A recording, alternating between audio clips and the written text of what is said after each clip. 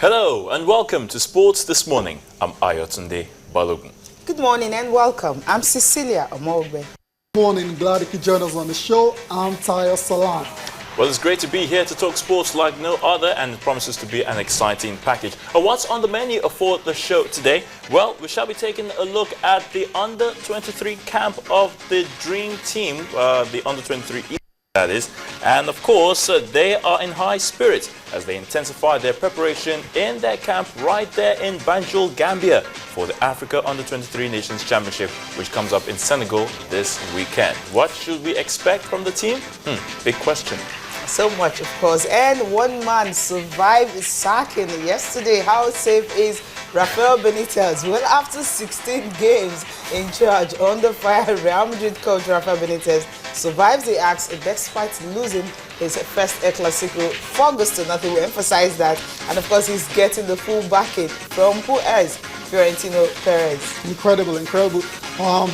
That's a very good picture because he's just safe for now.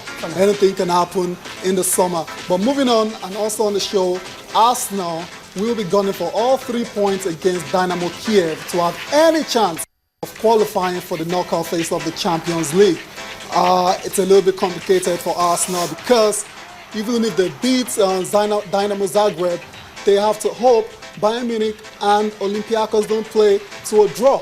So it's clearly not in their hands right now, and it's a shame that a club as big as Arsenal are really struggling to qualify for the knockout phase. Well, that's the tightest place to be right now. They asked for it, really. Yes. They asked for it. If they had taken their first 2 games seriously, they wouldn't be in this situation right now, because the Arsenal that we know, they always, like we normally say in these parts, hit the ground running. In the group phase. Exactly, but now they have to, hope for miracles. Incredible. Well, For 3 we points. trust them. Yeah, 3 points. 3 points in 4 games. It's not impossible. They can do it. It's not in their hands. It's not in their hands. That's the Yes, problem. it's not in their hands. Because just imagine a scenario where... But I think they really have to worry about themselves and forget about what goes on. Exactly, yeah. They have to control what they can control. And that's beating Dynamo Zagreb silly tonight. Okay. Which they can. Yeah. All right. What other interesting things, definitely, guys, we want to talk about? We shall be taking a look at all of that, the Champions Leagues and Rafa Benitez. So you do well to stay with us in the course of the show. We want to talk about the Governors' Cup, guys. That is another interesting event which should be coming up sometime in December, from the 5th to the 19th, and already preparations are in top gear to ensure that the tournament, brings the very best in terms of tennis players, table tennis players, that is. The lawn tennis players. Lawn tennis players, rather. I think we are having about 60 countries that will be participating. 60? Yeah, okay. 60 across the world. They're going to be having countries. Okay, about 34 coming from Europe. I mean, so many, including France, Spain, Russia, Netherlands, Sweden, Bosnia, and all of them. Then Africa will be having like 13 countries coming from Africa. Of course, Morocco, Benin, Egypt, Zimbabwe, Zambia, Namibia, South Africa are some of the countries that will be coming in. From Asia, we'll be having about 7 countries, and we have the likes of Turkey, India, China, Pakistan, Japan, Israel, and all others. Then from South America, of course, we'll be having 3. Of course, the Brazilians will be there, the Argentines will be there, and of course, Panama. Then from North America, we'll be having USA and Canada coming from that side of the world, and Oceania, Australia, of course, will be represented. And the tournament, as Ayo said, 5th to 19th of next month. Of course, it's Lagos Lawn Tennis Club, Onikan Lagos. And the big one about this one is, the money, $80,000, which is really huge. Of course, for the men, the winner gets about $30,000, and so it's really a big thing that everyone will be expecting. That it's going to be one of the biggest again. Remember last year's one because of the Ebola crisis? And we had a Nigerian. We had a Nigerian champion right the first time ever. But the big guns are back. Look at all the countries coming, especially from Europe. I just hope it doesn't turn out to be a European affair. Well, I won't be surprised if he ends up that way. From Europe, that's huge. The entrance alone from Europe just says it all, and they've got quality young players all over Europe as well too. So I won't be really surprised if they come in and dominate like they've done in recent editions. You mentioned Moses Michael, champion last year, but obviously the Europeans and the other continents couldn't really come in to participate, and he took advantage of it and he's won it. But then this time around, it's the real deal. Everyone will be there. All the best young tennis players will be in Nigeria and Lagos for the Governors Cup. I really can't wait at all, Cecilia. Okay, I really can't wait. And your friend as well, Bona Courage. I really can't help but talking, like one of the greatest ambassadors for this particular tournament, Bona Courage, is gone on to be 2 years ago. Exactly. Yeah, in 2013. He was a champion. He was about 16 years old now. Now he's 19 and he's a bona fide player on the ATP tour now. Incredible. So it shows you the tournament has got credibility. Really bringing out stars, but we're definitely, we can talk about Bona Courage, but how about Nigeria? You know what you're saying. I mean, when I interviewed Boyan, he actually said something about how he has been able to, go ahead in this tournament. That for like 6 months he hasn't been home. So whatever money he gets to earn in every circuit that he participates in, he travels for another tournament and he keeps playing. You know how expensive tennis can be. So, exactly. So when you really don't have the funds, it's difficult. Now we were expecting, okay, Michael won it last year. Finally, didn't have all the big guns coming around and all. We were thinking, okay, can this boy just get a sponsor? I mean, someone get to sponsor him for most of the ITF Pro Circuit events. If he had been able to get that, before you know it, he's rising. So it's the more tournaments you play, that's how your ranking is going to go. And before you know it, you start playing for the Junior Grand Slam tournament. Before you know it, you're just up there. So it's all about the money. It's all about you getting the sponsor and getting the right tournament and getting to play as much games as you can for you to actually rise.